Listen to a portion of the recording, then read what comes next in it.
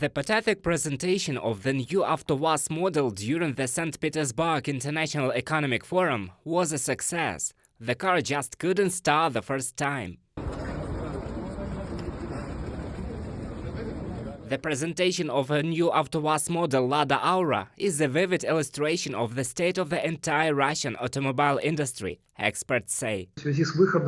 In connection with the exit of foreign companies, the Russians are somehow trying to compensate and resume the production of cars. But let's remember that production fell by 51%, almost 2 times. But even where there is production based on alternative import substituting technologies, we see what is called simplification and, I would say, a decrease in the technical level. Low unemployment, low inflation, GDP growth and a balanced monetary policy.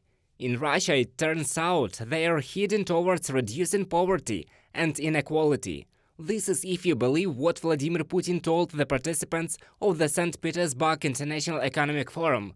In reality, everything is exactly the opposite. The Russian economy is going through a number of problems today. The indicators that we have today show that there are quite big problems there. The first is uncertainty. Russian business does not understand how the hostilities will end. This raises the question of long-term investment. The second point is the moment associated with the prospects for the state administration of the Russian Federation. Everyone understands that the Russian budget is the money that goes to war. By the way, reducing the unemployment rate in Russia to a historic low, which Putin is so proud of, is definitely not a reason for optimism. We are in a situation where unemployment is low, not because the economy is growing so fast, but because the workforce is shrinking. Ruben Yenikolopov, Russian economist from BBC News publication. And this is not surprising. Where will the staff come from if some left the country,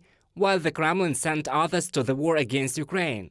While Putin tries to put on a good face on a bad game, Elvira Nubilina, head of the Russia's central bank, says the state will be forced to either cut spending or raise taxes in the coming years. Nabulina does not exclude the return of Russia to a planned economy.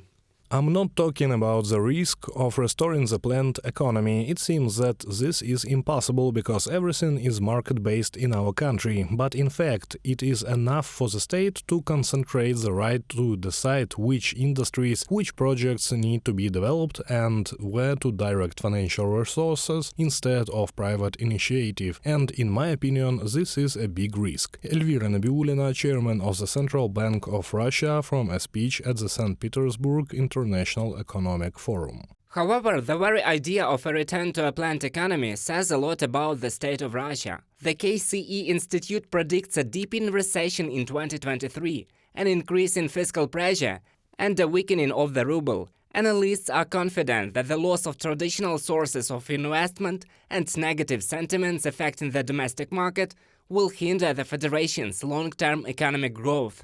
Reported by Roman Smoler, Yulia Hranovska, UA TV News.